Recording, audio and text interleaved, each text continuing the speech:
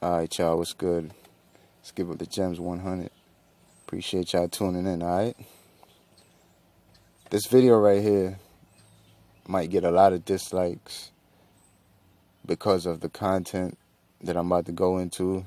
A lot of y'all lame ass niggas are gonna try to say I'm a hater and I'm a this and that and I'm bringing another black person down and all of that. Alright, whatever. That's not what it is, but you could keep your opinion. You can have your opinion. Dislike the video. Fuck off right now because I'm about to go in. Mysonne, the general, that y'all respect, because I know a lot of y'all respect him, and he's out here doing activist work and shit like that, and you can only respect stuff like that, and I do respect that. I have no problem with the work that he's doing out here, marching and, you know, speaking up for police brutality. I came across his Instagram page. He seemed like he focused on things like that, so I can only respect Mysonne in today's world, and, you know, currently I can respect what he's doing currently. But of course I'm not talking about that. I'm talking about him back in, when was it, 2000, when he pretty much went to prison for some shit that he had nothing to do with. Okay? And y'all gotta realize that that is what he's pretty much rode this whole time to get to the level of fame that he's at right now. Like, that's the catalyst, if you will, that he used to rise his fame to get to where he's at right now, to where a lot of people know him and respect him and things like that. So check the story out real quick, and I'm gonna come back after this. Mysonne, what's good? Vladimir, how are you? Welcome back to Vlad TV. Thanks for having me, man. Crazy freestyle, by the way. Appreciate it. Thank you very much. So, when you did your flex freestyle, the video that started to go viral on Facebook focused on you doing 7 years and not snitching and so forth. So I think that we should kind of talk about that whole story again. You know what I mean? Because we've talked about it a bit over the years, but I think with the strength of how big that freestyle got, I think that we should sort of revisit that story. Okay. So, talk about what exactly happened and what the outcome was. Subsequently, I was arrested for doing robberies that I never committed, actually. Two armed robberies of cab drivers that I never actually committed. So I went to trial and ended up losing that trial, blowing trials, we say, and being sentenced to 7 to 14 years. 7 to 14? No, I didn't know that second part. 7 to 14 means your minimum is 7 and your maximum is 14. So right, basically, if you go to when you go to after 7 years, you see a parole board. They look at your prison record and see if you are prepared to re-enter society. They can ultimately hit you with a maximum of 2 years, or they can let you go home. Okay. Y'all hear that, right? Had nothing to do with it. Wasn't even there. You know what I'm saying? Like, he had his own. He further, went in and said in the interview that he had his own incident with a cab man, that he had a physical altercation with no guns, no knife, weapons, and none of that. And that was a whole other, incident isolated from that. And he had nothing to do with this. So how the hell did these cab men is just pointing him out? Like, you know what I mean? Like, how is that? Like, if for some reason, they want to say it's you and it's not you, by the time they get you in the station, my nigga, that's when you man up. That's when you come to grips with your manhood and do what is logical. You know what I'm saying?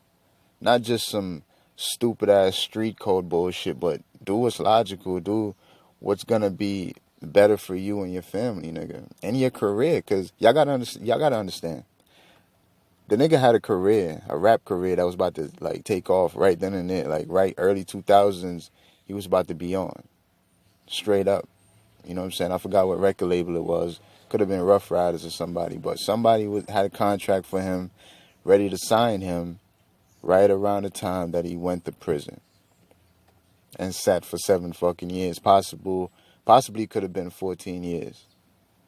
But I guess he did good, so, you know, they let him out after 7. Because when they give you the time like that, it just mean that after the minimum time is over, then you go see a parole board, and they can determine if you leave or stay. So I guess he did good, and they let him stay. I mean, they let him leave. So, I mean, I don't understand how the fuck he had nothing to do with that shit. And that's not my point of this video. My point is, I'm giving him the benefit of the doubt that he didn't do shit. So why wasn't he in jail 7 years? And why do y'all respect a man that take another grown-ass man crime for that long? 7 years. Me, I wouldn't even sit in jail for 7 days for niggas. Not even a week I wouldn't even do. If I know it's you, I'm not doing a day for you. I'm letting you know I'm going to holler at you and let you know that, you know, come face your judgment, man. Go do you. This is you. This ain't got nothing to do with me. I'm not about to suffer when I ain't do nothing wrong to suffer. You did that. Go do your own thing. But y'all out here respecting Mysonne. Because now I guess he's an activist now and he's doing work in the community. He's showing a lot of police brutality videos. He's speaking up on it. He's marching. He's doing all of these things that look good on the camera and shit like that. But the character of the man is very shaky and iffy. You know what I'm saying? Questionable. Very questionable. And I'm very confused of how the fuck did both of these cabmen pointed him out when he said he wasn't even there. I don't get that shit at all. I don't know what's going on with that. I'm just saying there's a big question sign right there with that one. Because if you wasn't there, I don't see how the fuck niggas point you out when you wasn't even there. Maybe he was there. Maybe he seen what the fuck happened, but he just didn't participate. He just wasn't helping. He just didn't jump nobody or stick nobody up that day. Or maybe it's the same cabman that he had his own altercation with, and the cabman just said, alright, I'm just going to name him because me and him had something in the past. I don't know. But taking Mysonne's story for what it is, taking it as the truth for what he said, he's an epic lame-ass nigga for what he did, because I'm not sitting in jail for anybody at all. I don't give a fuck, especially when my rap career is about to take off to the moon and I'm about to be on in the ill time of rap, the ill era in rap where niggas was still nice, early 2000s. That would have been that's why Mysonne raps like that, because he's really from that era of rapping, of spitting, that MC era where niggas really had to hold their own. Like, you know what I mean? He's from that shit. He battle rapped and all that shit. He's nice. But what can he do these days? That door been closed. That door closed on a lot of niggas, even myself, because I thought I was supposed to be famous. Like, you know, I've been rapping since I was like 14 years old. I thought I was supposed to be famous, but that shit ain't happen for me. You know what I'm saying? And now, the way rap sound nowadays, I don't even want it to happen no more, because I can't sound like how these niggas sound. I still sound like what I sound like when I started rapping early 2000s. You know what I'm saying? Mysonne, how do you sleep at night, knowing that you were supposed to be the man, and you sacrificed your goals and dreams and ambitions for lame ass hood niggas, gave away your whole future for niggas. You can look in his eyes when he talk about the incident that he's hurt. It's just that stupid street code shit that he got to hold on to and seem like he got his chin up, when really he's been hanging his head for years over what he did, because he regretted 100%. Because he know damn well that was the stupidest movie ever made. That's it. I appreciate y'all listening, man. I'm done. This is not a hating video, but if y'all want to dislike, be my guest. Fuck you.